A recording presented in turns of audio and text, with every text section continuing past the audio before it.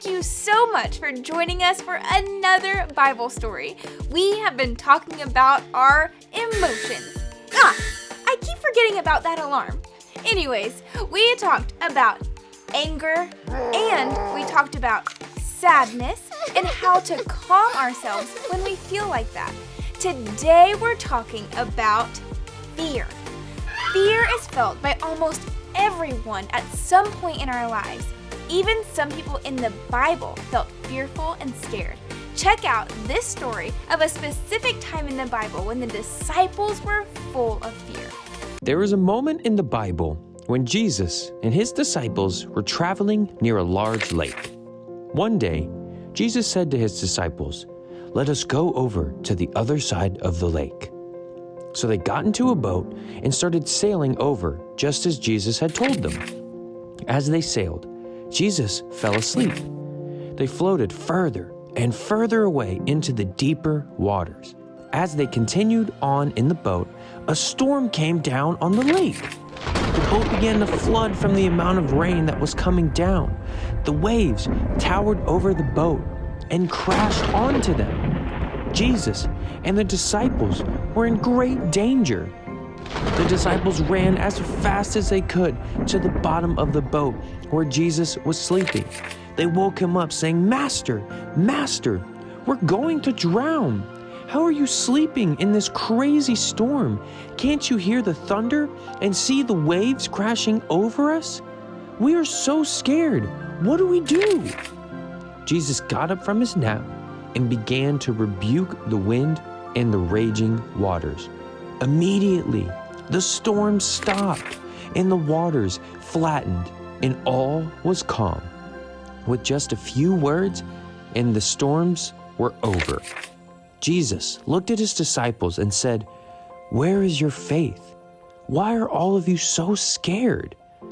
The disciples caught their breath and began to calm down. They looked at Jesus in amazement and asked one another, "Who is this? He commands even the winds and the water, and they obey him. We have no need to fear. Jesus is in control." Wow, the disciples were really scared when they got caught in that storm. Sometimes I get scared of storms too, and I'm not even in the middle of water. Me too. One time it thundered so loud that I could feel my house shake. But now I know that I don't have to be afraid because Jesus will always be in control. But if I do feel scared, what should I do? I'm glad that you've asked. Here are some things that we could do to help you deal with fear.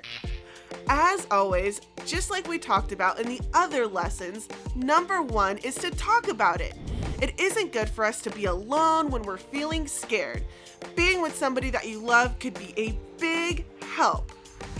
Fear is kind of like a brain's way of trying to protect us from danger. But our brains don't always know if the danger is real or not.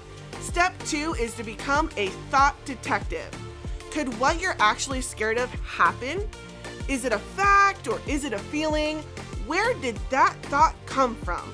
And go back to step number 1 and talk about these things.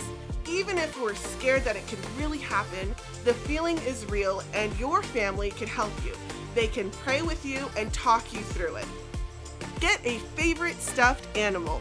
Sometimes giving a cute stuffed animal a big squeeze or a hug can help us conquer fear.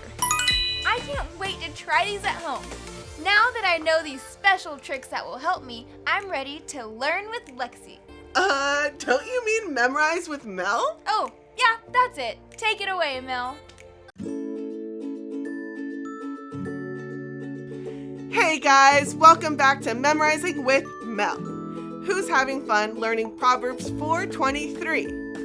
Me too. Now before we do it all together, on a count of 3, let's jump up from our seats and do a brave pose just like this. Okay, are you guys ready? 1, 2, 3. Brave pose!